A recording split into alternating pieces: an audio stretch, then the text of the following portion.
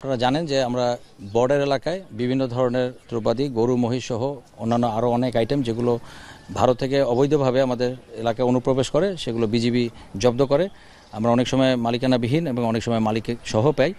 আজকের এই ধারাবাহিকতায় 20-21 রাতে আমাদের সদস্যরা জৈন্তাপুর এলাকার ফেরিঘাট এলাকায় এবং সুরাঘাট এলাকার রাজাবাজার এলাকায় আমাদের এই যে দ্রব্যগুলো পেয়েছে এর ভিতরে আছে বিভিন্ন ধরনের চকলেট, চা পাতা, কফি এবং পাতার বিড়ি, যেগুলো আমরা জব্দ করতে সক্ষম হয়েছি।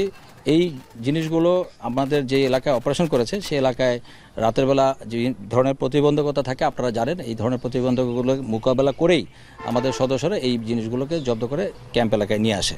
আমাদের যেই পণ্যগুলো উদ্ধার হয়েছে আমি অলরেডি বলেছি যে আমাদের বিভিন্ন ধরনের চকলেট, ভারতীয় পাতার বিড়ি, চা পাতা এবং কফি, এই সবগুলো পণ্য মিলে প্রায় 1 কোটি টাকা সমমানের দ্রব্য জব্দ করতে সক্ষম হয়েছি।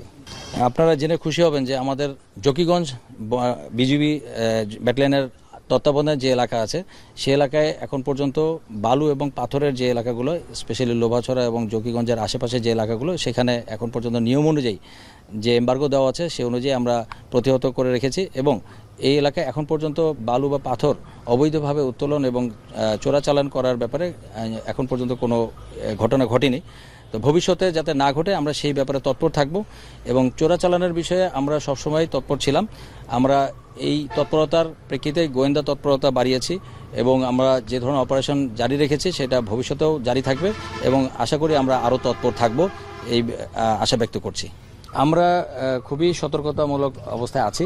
আমাদের এই এলাকায় এখন পর্যন্ত যে পুশিনের ঘটনা ঘটেছিল, আপনারা জানেন যে গত 1 মাসে আমাদের এই ধরনের ঘটনা আমার এলাকায় অর্থাৎ 19 বিজিবি জকিগঞ্জ ব্যাটালিয়নের তত্ত্বাবধান এলাকায় এখন পর্যন্ত সীমিত বা হয় নাই বলেই আমি জানি এবং ভবিষ্যতে যাতে না হয় সেই ব্যাপারে আমরা সোচ্চার আছি। আমরা চোরা কারবারিদেরকেও ধরি। আমরা মালিকানা সহ চোরা কারবারি সহ বিভিন্ন ধরনের মদ, গাঁজা এবং মাদকদ্রব্য যে সমস্ত আমরা পাই, এছাড়াও শাড়ি অথবা অন্যান্য আইটেম সহ যখন পাই, আমরা গত 1.5 মাসের ভিতরে এরকম 2-3টা ঘটনা আছে যে আমরা তাদেরকে মালিকানা সহই বা চোরা কারবারি সহই আমরা পুলিশের কাছে হস্তান্তর করেছি আইনানুগ যে পদ্ধতি আছে সেই নিয়ম মেনে।